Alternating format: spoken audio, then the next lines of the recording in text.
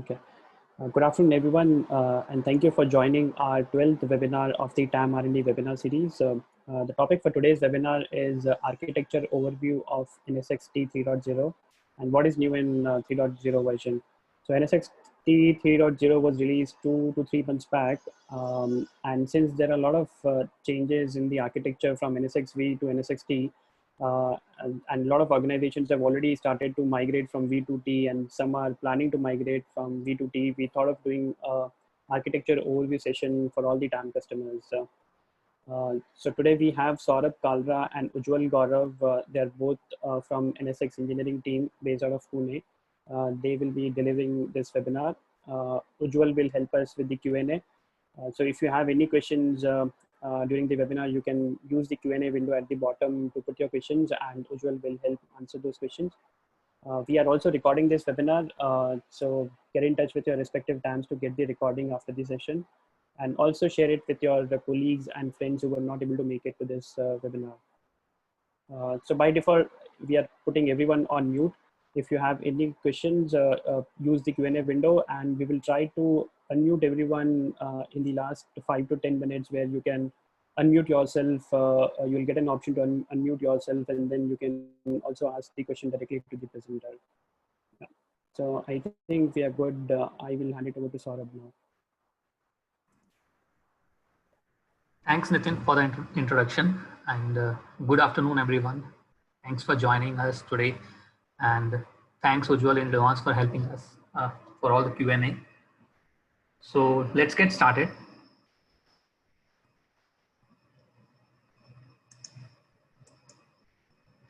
So basically, whenever somebody talks about something, what we do, we go to Google and check what Google is saying. And when I do Google search on NSX, apart from VMware NSX solution, what I see is NSX sports car. Wish I could talk about this, but this is not our agenda today. What we're going to talk about is the VMware NSX, the next best thing. So we'll try to cover the architecture and the key features and how the solution compared to NSXV looks compared to NSXT. And we'll go and touch some areas about the federation. We have more details that we want to talk, but we'll see if we get the time to talk about that today, or maybe we can discuss that in the future webinar. So as we all know, vSphere, earlier NSX solution was tightly coupled to the vSphere, and vSphere you could be running in your branch office or in a cloud environment. But as we are evolving, we are trying to decouple NSX from the ESX, which means we want to ensure that NSX can span across different type of hypervisors, and it's not just decoupled with the vCenter environment. And as you see, what has happened, there are different type of workloads, which are like virtual machines, container, bare metal. And in the last decade, what has happened is, the magnitude of options that people have, they can run apps anywhere, either on the cloud, and users have lots of options for connectivity and data. Earlier in a data center networking, it used to confine to a set of walls where you know what the hardware that we're buying, how we're deploying, and who is using what. And right now, anyone having an access to a credit card can go and deploy an app and start working. What that has led to is, any startup, or they have reduced the cost of innovation for that, and they're coming up with the new prototypes and applications without the need of buying so much hardware and worrying about how to manage that. So it has led to a virtual cloud network, where we see most of the organization now are in the mid of that. It's not that every workload is on the cloud. They have their on-site, on-prem applications, which are legacy applications or something running on the vSphere or something running on the bare metal. And then they have the new applications, the modern applications, which are running on the cloud. So that's how we're trying to protect, this tie it together, and we call it virtual cloud network.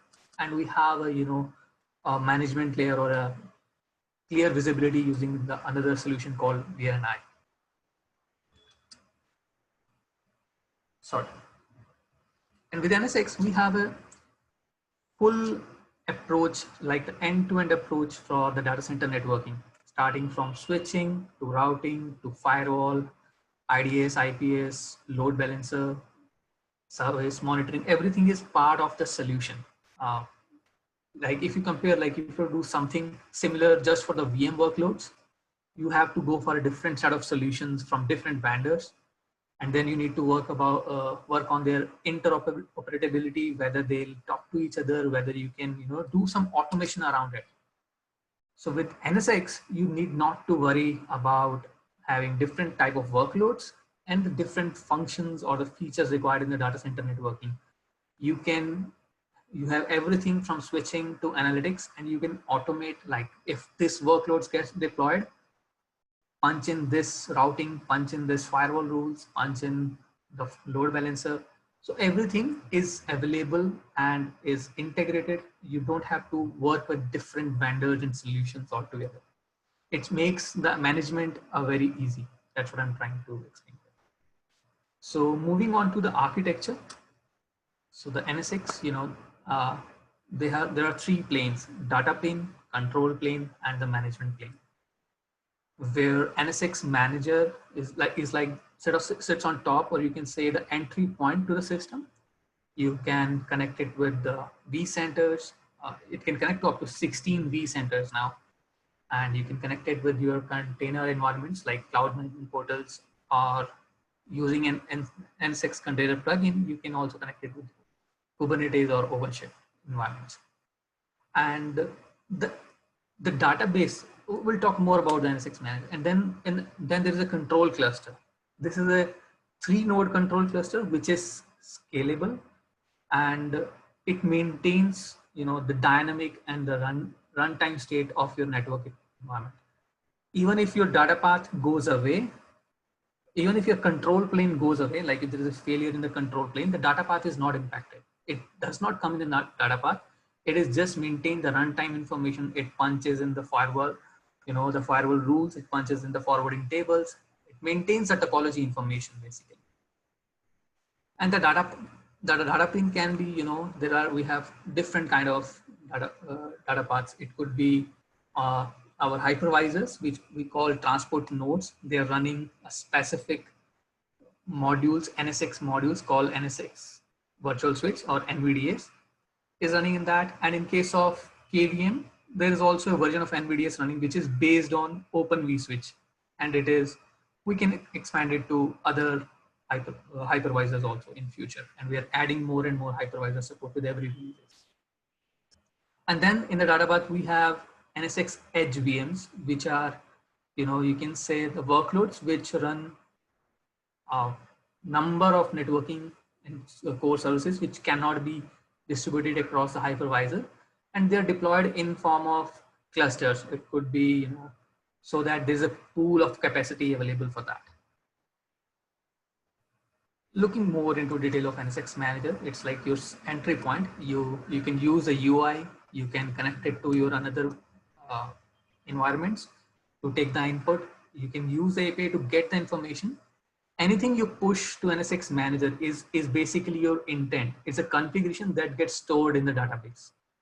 And since it's in a cluster form, all the information is synced immediately. You can use, any appliance to check what the configuration is and what's missing. It's not like you can configure from one and it's not available on the second. It's in a matter of seconds, less than seconds, it's available across all the nodes. So you can fetch the information, you can see the information. So that intent is saved, but that does not ensure that, everything, like if you have configured routing from the user interface, it's actually got implemented. So that's where the control plane kicks in. You configure it from the control manager cluster. It sends it to the controller cluster, which then sends it the configuration in the format understood by the transport nodes and push it down in the data path engine. The control cluster gets the information back from the transport nodes, which helps the manager, see the whole topology and how the network looks like.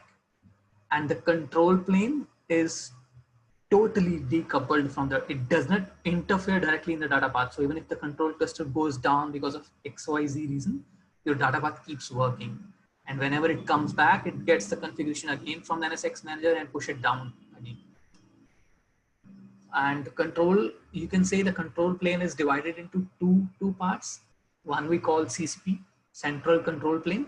These are basically 3 nodes that I'm talking about, 3 in the VM form factor for the scalability and availability.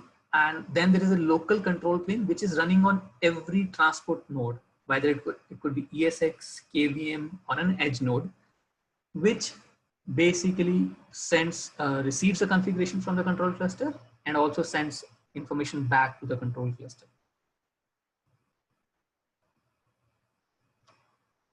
Talking about the transport nodes, whether in ESX, if it's an ESX transport node or a hypervisor, KVM hypervisor based transport node, both have a local control plane which receives a configuration and a management plane agent which sends the information to the manager cluster about any problems or any issues or the statistics or the packets that are actually traversing the network. So LCP basically is punching your firewall, routing and everything, and all the encapsulation and decapsulation is happening at the data path.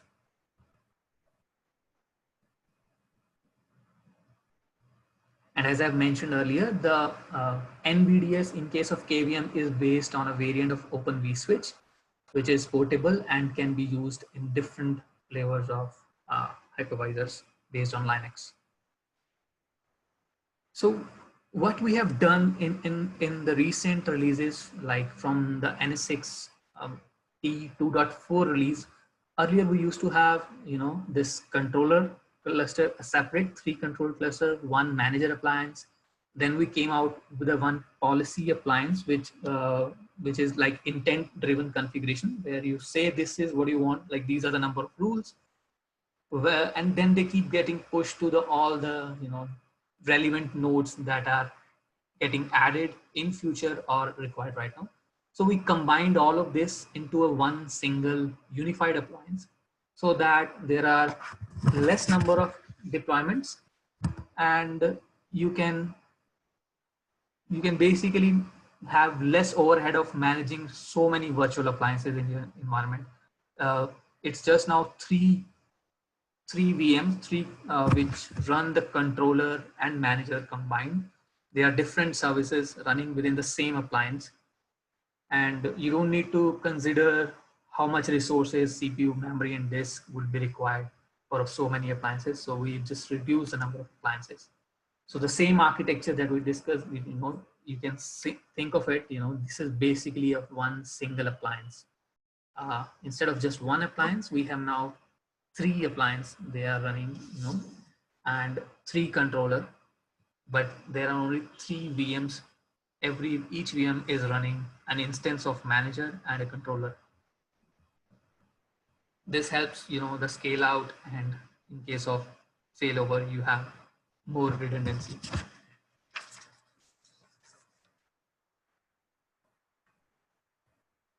So now I'll give you an example of an end-to-end configuration, like how you configure something from the NSX manager and how it goes from controller to the VM. Like this is an example where you see you create a logical switch from the NSX manager. It saves that information in the database first before actually creating a logical switch. Then you're saying create a logical port on that switch, and then attach a particular VM to that particular port that you have just created on that logical switch. So all this information gets into the NSX manager database first. This is how in your topology looks like, that there's a VM which is connected to a port, which is a part of a logical switch. So at this state, it is just a desired configuration. It is just that how you want it to be. It is showing to you, but it is still not realized. However, the whole process is very fast. And then the configuration is pushed to the NSX controllers, which then, instructs the host where this VM is there, that create a logical switch, create a port, attach the VM with that particular port. And then the same way this information propagates back from the management plane agents running on the transport nodes back to the controller cluster that yes, this information is the VM is connected, and we can update the switching table, and the same information helps in drawing out the whole topology. So now I just want to give you an example of a standard 3-tier deployment. When we talk about standard in most of the applications are 3-tier applications where you have a web segment, you have an application segment, and you have a DB segment. They are all connected to a router, which we call a tier 1 router, which in then connected to a router called a tier 0 router. So on the tier 1 router, you could running services like load balancing, like, it's a web form, like think of an Amazon.com. They're not running just one server. There are so many servers, but they are behind the load balancer. There could be, a NATing happening so that the real IPs of the DB segment or any VMs is not exposed to the outside world. There is a firewall in between tier 1 and tier 0. And the tier 0 router is the one which connects you to the outside world, or you can call it as a provider, or the router which is connected to the internet service provider. And then there are different segments or the logical switches which have different NIC ports, and the VMs are connected to those logical switches. And since we have a distributed firewall, there's a firewall running at each and every NIC.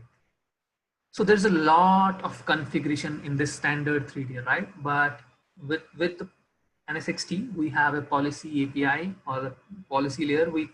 You can go back and refer to the documentation. I'll share the links where you can, patch the whole configuration in a single, punch in the whole configuration in a single API call.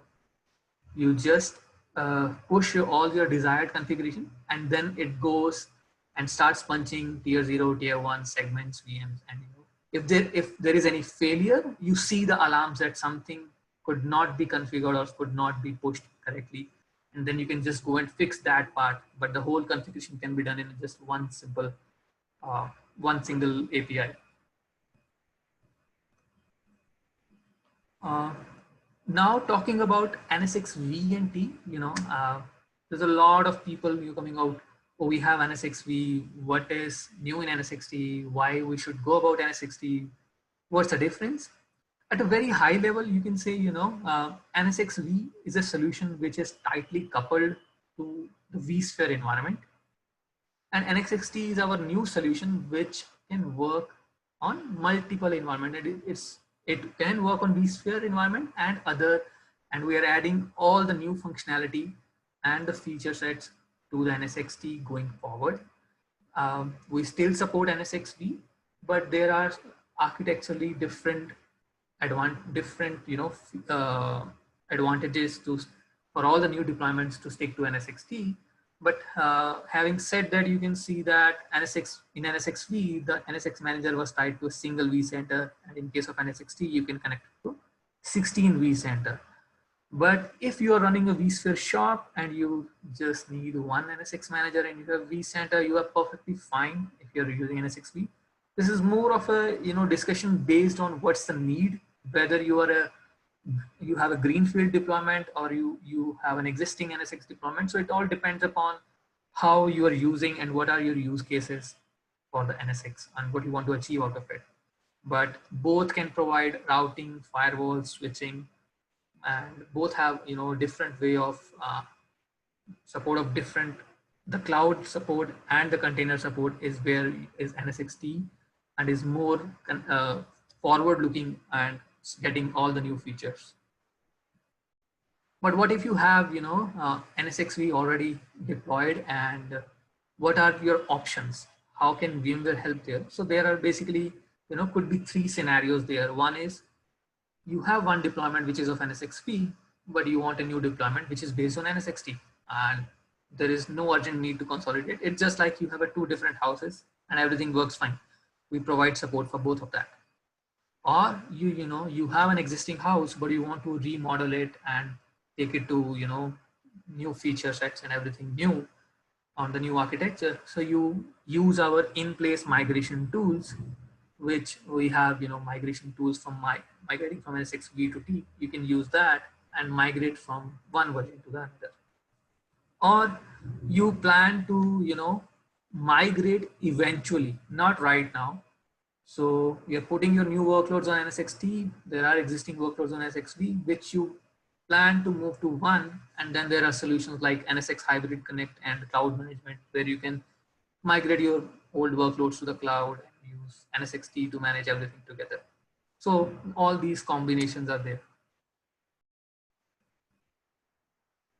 Overall, looking at the high level portfolio for NSX, it consists of network insights. We realize automation. So there's a security, cloud, public cloud workloads, NSX intelligence, basically, which is an analytic tool. And Ujjwal is the one who is working on NSX intelligence. And if we get some time in the end, he'll probably talk about it in a high level summary, which basically gives you the guidance on how you should configure and define your security policy and what needs to be done. We have also added support for IDS in NSX T3 release, and the IPS is already in progress. There's NSX Advanced Load Balancer, NSX Service Mesh, and Hybrid Connect. But when we talk about NSXT, this is the fourth thing that we talk about that comes under the one umbrella of NSXT. But this is the whole NSX suite, or you can say VMware product suite, that you put together to manage your network and security framework, and you can use automation tools to make it more and deploy it as how you want it.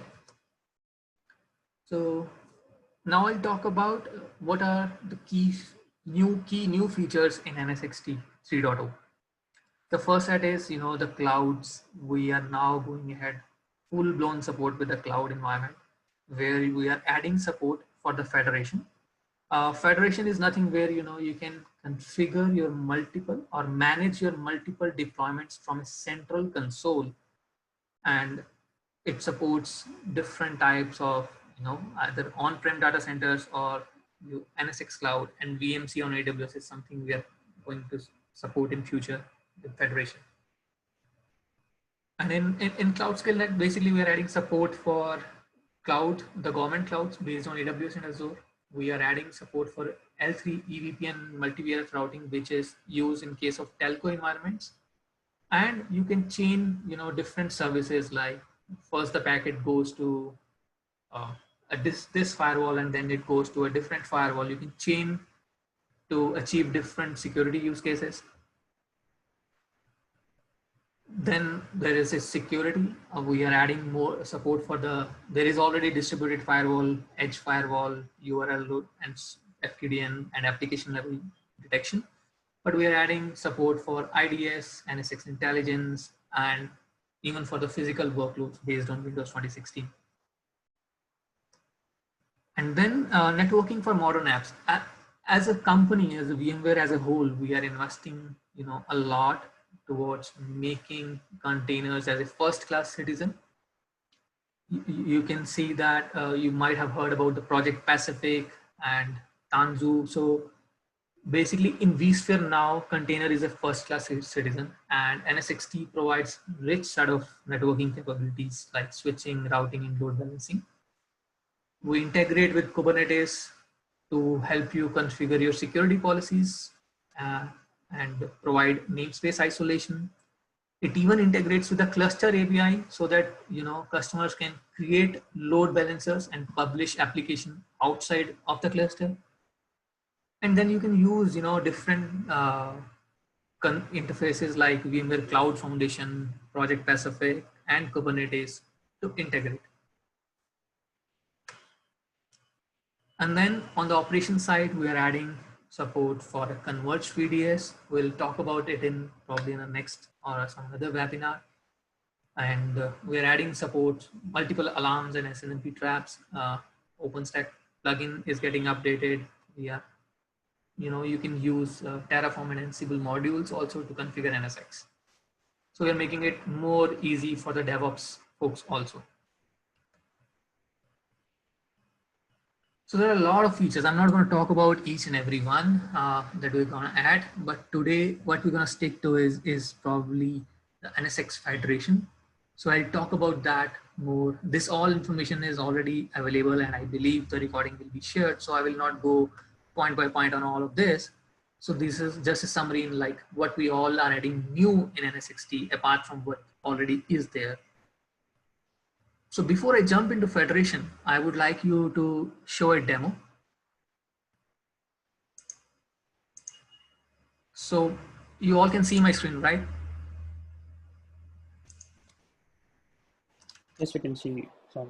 Okay, thanks.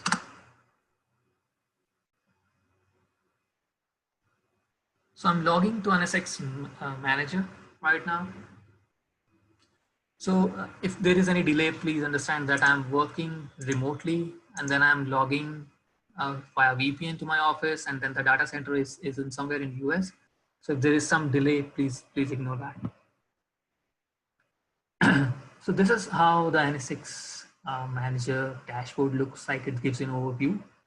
You know, I talked about the tier 0 gateways, tier 1 gateways, segments, and it's kind of giving me a one-step summary of what all is configured in my environment. Like there are these many number of firewall rules, no NAT rules, no load balancers, number of virtual machines, number of groups, NS groups, how many edge nodes, and number of NSX management node. As I told you, you know, it's recommended to deploy 3 node clusters. Since I have just 1 node, it's giving me a warning that I should deploy more nodes. But anyways, just let me give you an overview of how the networking looks, and then we'll go back to our discussion. So on the network topology, I can see my topology, how the topology looks like. So it shows me there is a VPN, this is a switch, and this is a VM connected to it. And then this segment is connected to a tier 1 router, which is connected to a tier 0 router. It can show me the topology the way I want to see. I can configure my tier 0 routers and tier 1 gateways. And like I mentioned about, you know, everything once you initially configure is an intent. So this shows you once the configuration is pushed, right? And everything is fine, like it gets realized till data path, you see success here. If for some reasons, you know, this is not, the configuration is not pushed, the configuration is saved in NSX Manager, you will just see an alarm here that, oh, it has failed. And then you can find out the reason for that error. You can probably go and fix that problem and come back here, and you'll see that the status will change to in progress, or you will see the success that, you know, the configuration has got pushed down. So that's what I wanted to show you, that initially, whenever you create, like let me create a tier 0 demo, whether you want it in an active or active standby, you select the edge cluster where you want to deploy. And there are like set of additional settings, which I'll avoid just for now. And then it asks me, do you want to configure more? I said no. And then you say it is initially uninitialized, but when I click refresh, if there are no issues, it should show me success.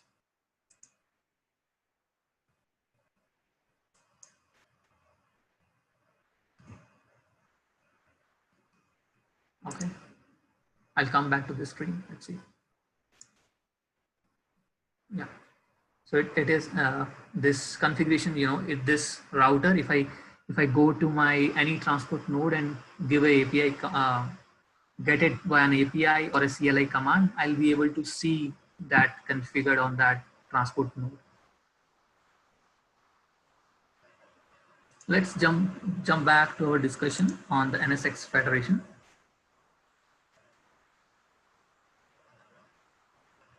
So what is Federation? Federation is basically, you know, a capability that we are introducing in NSX to provide you centralized management and policy consistency, so that you don't have to configure the same configuration from different locations for using different managers.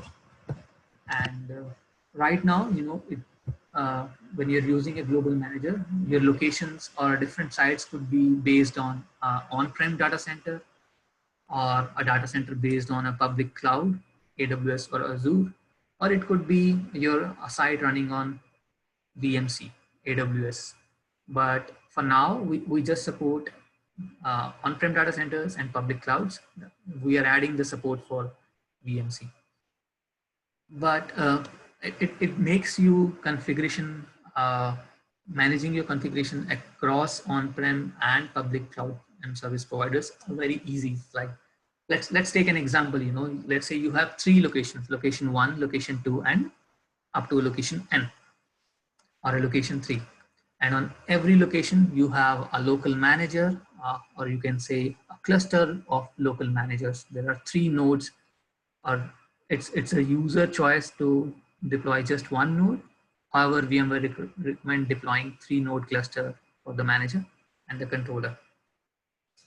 And then there is a global active manager, global standby manager in one of the location.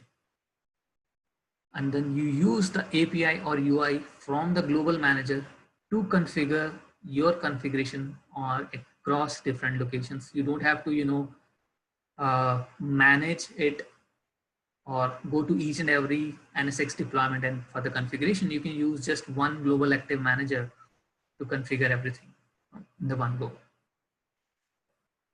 And then this global manager syncs, or the global active manager cluster syncs the configuration with the standby global manager.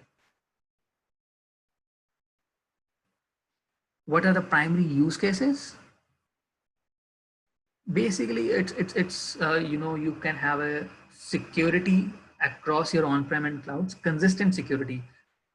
You know, there is a standard 3-tier template that DevOps team have defined. Whenever a new application developer comes in, they start deploying that application, and you know, DevOps team have defined, in this case, web VM can talk to DB VM cannot talk to application VM, and there are certain set of rules that only web VM can be accessed from the outside. So all these, there is a standard template of configuration that is there, and you don't want to configure it across everywhere and again and again. You want to just deploy it once and have this configuration consistent across all your data centers. So, and then it helps in your disaster recovery and avoidance. Or if you're using, you know, multiple data centers to pool your resources efficiently, you can use having a consistent policy across all of them. Let's look at all of these, you know, individually and talk more about that. Before we do that, you can see there in this example, there are 2 locations. Both are having workloads, which are test workloads, development workloads, and production workloads. You configure a security policy from a global manager, and it goes to both the sites, location 1 and location 2. You need not to manually replicate your configuration from one location, and you can view the configuration from one point, and you can even, you know, set the configuration. You just have to, if the VMs, you know, even migrate, you don't have to do it again. Like in case of disaster recovery, if that location 1 goes down and there is a disaster, the SRM can kick in the Datapath VM workload migration, and your active GM will start sending the configuration to the second site local manager, and your SRM workloads, SRM helps to migrate your workloads, and the configuration is there. You don't need to configure in case of disaster recovery. You have all the configuration as it is pushed again without any manual intervention. And admin can then probably kick the failover for active GM cluster to standby GM cluster, so that in future standby becomes active. Another use case is about, you know, where we talk about having, you have applications deployed across different data centers, and you are not using them in an active standby, you're just using them all as a pool of resources, and wherever the application can run. And since the applications are standard, they follow a standard policy. And in this case, if there is any one of the site or location goes down, you don't, it's just one, one less pool of resources available to you, but the configuration is same available and you can manage it all from the one location. Now let's look at the, architecture or the components of the federation. So what earlier you had were 3 appliances where local manager and control plane, they are combined into one appliance and they're running together. So there are 3 nodes on one location. Similarly, you deploy a one more appliance and then either using UI, or if you have already automated how to deploy NSX manager as a local manager, you can same way automate, because from the deployment perspective, this is the same appliance or an OVA that we provide is the same. This is not a separate OVA that you have to get. It's the same OVA. You just have to, while deploying, you have to configure a parameter that this is a global, you have to give a role of global manager, or you have to give a role of local manager. And if you can automate one, you can automate how to deploy global manager. So it's just one more appliance, but the deployment bits are the same. It's just which service is running after the deployment of that particular VM. So now let's zoom out. Like we talked about one location, what would happen in case of multiple locations? So you have vCenter and compute based on any kind of hypervisors. You have local manager clusters running at each location, and then you deploy a global manager cluster at one of the location. Let's call it location 1. And then you deploy a standby global manager cluster, and this is totally optional, and it is just for high availability. It is to deploy a standby manager cluster on any of the location. And now let's talk about how the communication flows from global manager to a local manager. So let's take an example where you want to send the configuration, which is you want to create a tier 0, tier 1, and then there is a segment attached, and you want to stretch it to 2 locations, location 1 and location 2. And now this, you configure it from a global manager UI or using the global manager API. It then immediately syncs the configuration with the global manager standby cluster, so that the standby knows what the configuration is and what needs to be persisted. And then it pushes the configuration to the desired locations. In this case, location 1 and location 2. It will not push any configuration to location 3 because this is this was not how, when you configured, you wanted to stretch it only to the 2 locations, or you can stretch it to the 3 locations or just 1 location. And now talk about LM to LM, from local manager to local manager. So there is certain cases, when like you have stretched your T0, T1, and then there is segment and there are VMs attached to the segment. Let's call them all the VM having tag Windows, okay? Or all the VM having a certain tag, or all the VMs belonging to a certain AD group or a certain users. So you want to group them together. But the VMs are spread across your 3 sites. It's not at one site. So you create a global group and say VMs having tag XYZ or VM having tag Windows. What happens is the group gets created, it gets synced to the standby manager and then get pushed to all the local manager. But what actually is that there are 3 VMs. VM1 is on site 1, VM2 is on site 2, and VM3 is on site 3. So they all are part of the same group, but they all are locally at each location. So now, but since the console is unified, these local managers use an async replicator to send the configuration to each other. So immediately, like within seconds or less than seconds, you'll be able to see the group from any node, but you will see the members across all the sites. You will see all the VMs part of that group, and you will see the location info side by them that these VMs are present on different locations. And then there is an API or a CLI available to see the status of this async replicator also. This is a UI. I'll probably skip this and go to the UI demo and show that. But before going there, thinking from the management perspective, when you have a global active manager and there are local managers, there is a one way, we recommend that you configure everything from global manager. Whether you just want to configure it just for the site one, you configure it from global manager, because then the global manager will know about it and it will push it to the local manager. But we don't stop you from configuring anything directly on the local manager. You can still open their UI or the API and configure something directly on them. But there is no configuration push from local manager to the global manager.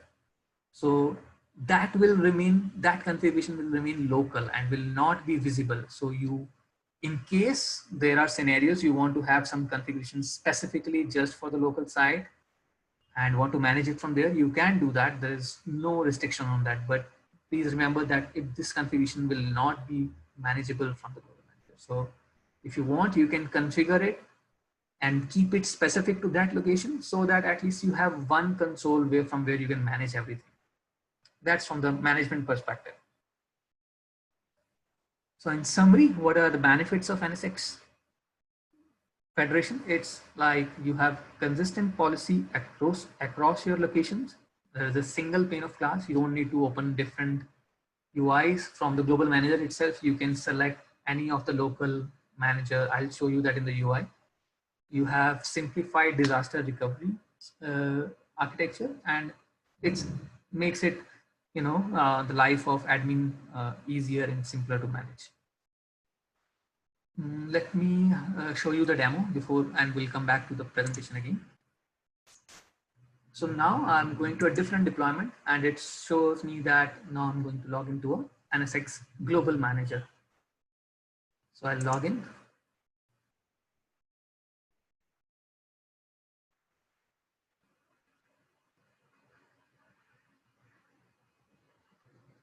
Please excuse the delay because I'm connected remotely.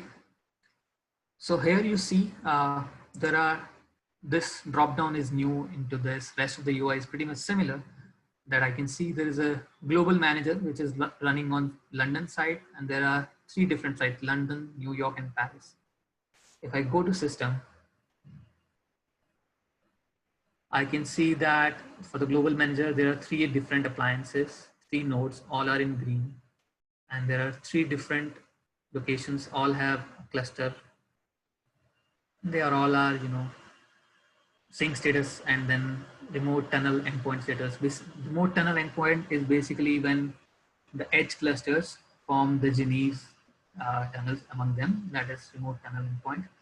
And when I go to the networking, I see a summary similar to what I see on a local manager.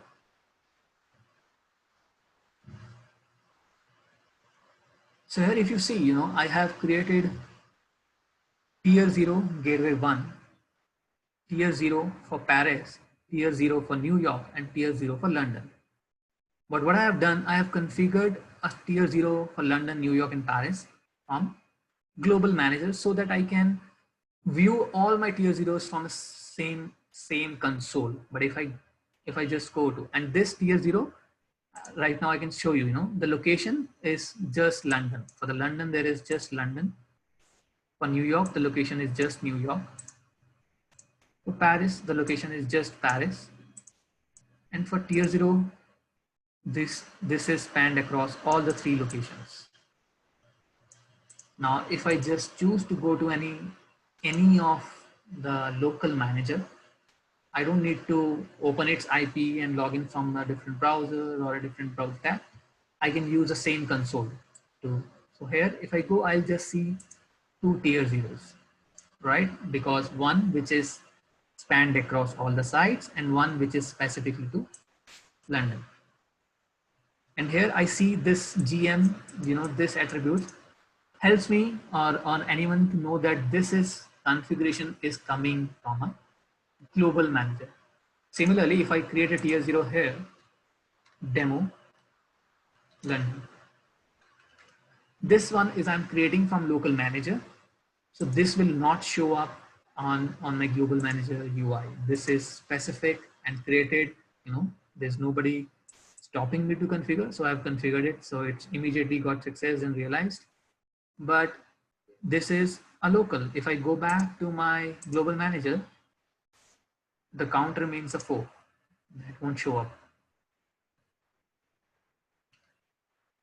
But if I add something from here, demo stretched.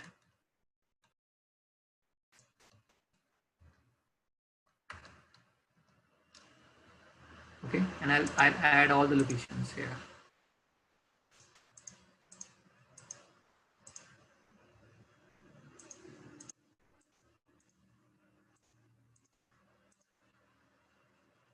I'll leave the rest of the routing, BGP, and other configuration. This wizard asks me that do I want to configure more options for the router? I say right now no, I just want this much. I just need stretch, demo stretch. And if I see status, it's in progress. And if I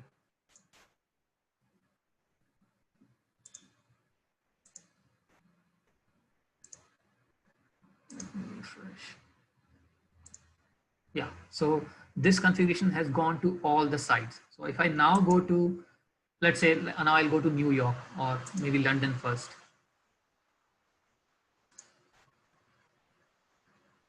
So here now I see that demo stretch which I created from the global manager.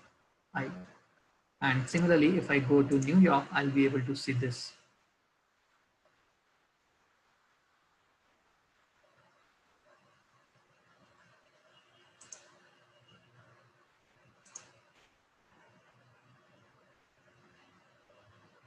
Yes, everything from global manager. The demo stretch that we just created, the tier 0, which is specific to this site, and another tier which is stretch across all the 3 sites. So there's a lot of configuration that we can do, and we can see the topology and everything. But for right now, I'll move ahead with our discussion. But you can configure everything from your global manager so that you have a single pane of glass, and you also have a control to configure everything from a specific location. And you can see your summary of location, that, and it can give you warning if there are some objects which are not synced and fully synced, and what is the cluster status, and all those information is available. Moving back to our slide.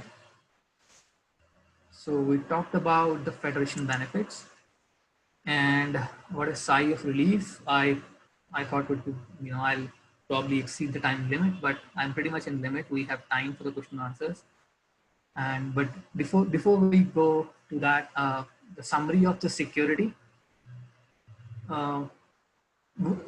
are believing in security is intrinsic. We want to secure at every touch point. Like there's a distributed firewall.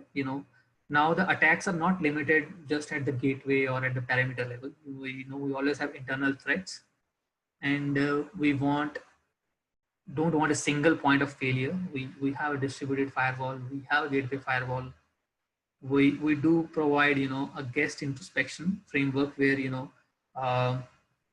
the partners like Trend or Rapid7 and other who have deep capability into providing services like antivirus and malware, they can use our framework and provide you protection to your workloads in an agentless form and in a distributed form where you don't have to go and update antivirus and patches on each and every machine. There's a single appliance per host running, which is getting updated and is protecting all of your workloads on that particular appliance, and can avoid the traffic storms that occur, in the middle of the night when suddenly, antivirus update is coming and all the VMs just want to update the same thing. There's a lot of things in the security. So I just wanted to summarize what all is there and what's new. In NSX3 is that we have added support for IDS. We have added support for time-based firewall rules. Like there are certain rules which kicks in the evening, or there are certain rules which kicks in the morning from this time to this time. And we are adding more partners and service chaining there's a lot of enhancements going on in the tagging and the grouping mechanisms. And now we can, open up for the Q&A. And Nitin, if you think we have time, Gaurav wanted to summarize the IDS for 2 minutes, NSX intelligence for 2 minutes. Yeah, sure, we can do that. Yeah. In short, basically what we are trying is, giving you a coherent view wherever your workloads are, either in a VM form factor, container, public cloud, or a bare metal. We want to give you a consistent networking and security across your workloads, across your data centers environment. So I will skip this, and this is the different places where you can go and get more information. And to an extent, you have labs where you can try everything hands-on, and there are free training courses for NSX on Coursera and even on VMware Education. And if I'm not wrong, in this COVID times, we have probably made our professional training free for a certain time, and that's a great resource for all of us to learn a lot, which is otherwise probably cost a lot more. So Gaurav, you want to summarize about NSX intelligence, and then we can probably have Q&A. Sure, Saurabh. Thank you very much. So NSX intelligence in a nutshell, actually, it's essentially is a distributed analytic engine, and it helps admin to get data center wide visibility. By visibility, I mean it helps you visualize graphically the NSXT components such as policy groups, virtual machines, and the network traffic flowing between these workloads. And that is the visualization part, and then it helps you generate recommendations for security policies. Basically, it assists you to implement microsegmentation at application level.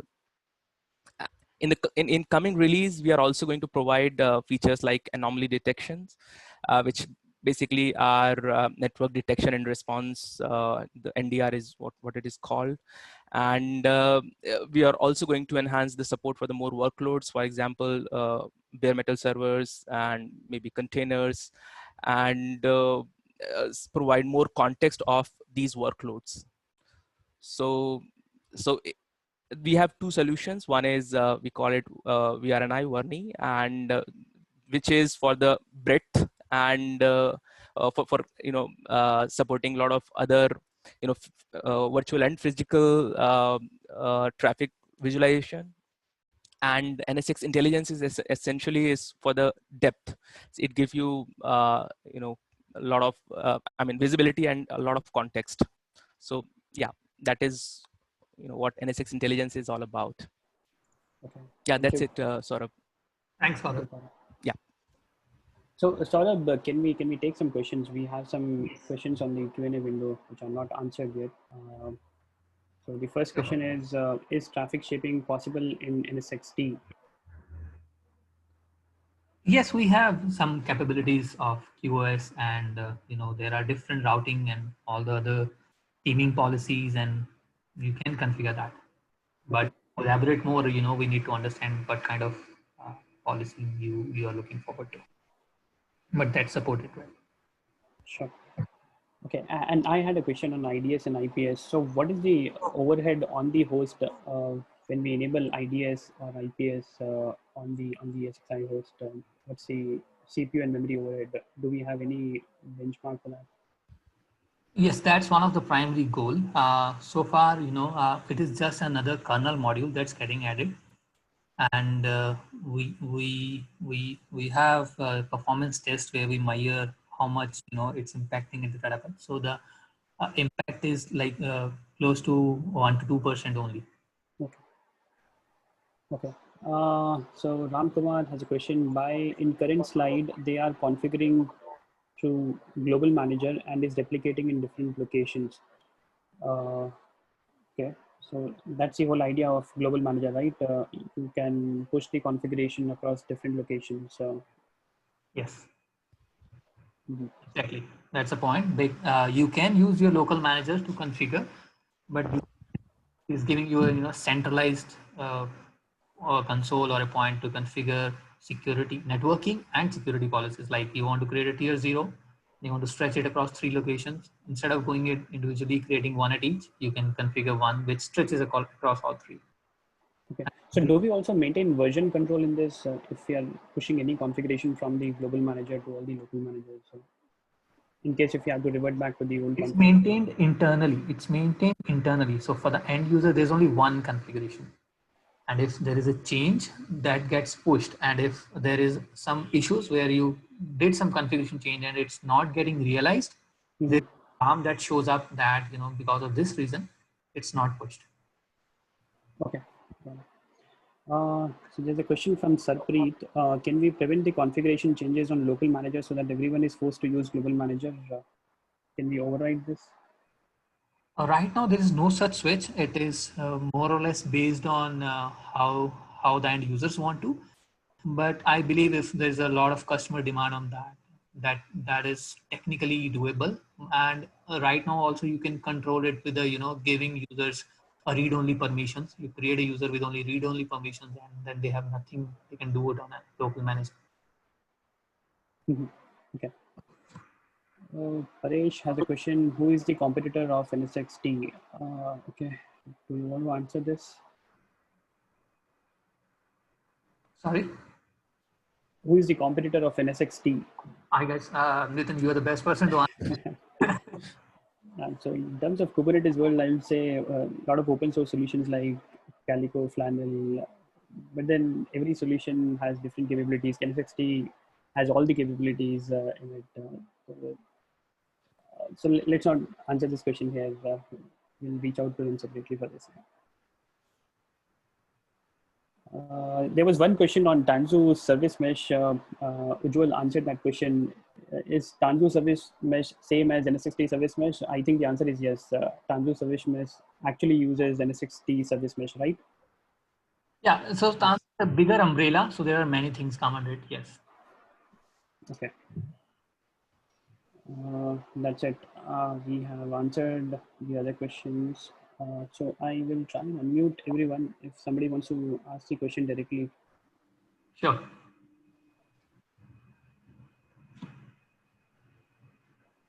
I think you will have an option to unmute yourself, or if somebody has a question, can you raise your hand so that I can unmute you from here? If you want to ask the question directly to Saurabh or Gaurav.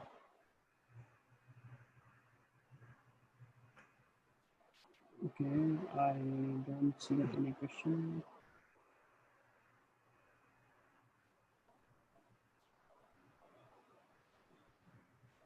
Okay, Saurabh, we don't have any more questions, so I think we are good. Thank you very much for this great session. Thank you, Ujjwal, for answering the questions on the Q&A. And thank you all for attending the session, and do reach out to your TAMs to get the recording and the presentation, deck of this presentation. Thank you all. Thank you all. Thank you. Thank you all. Bye-bye.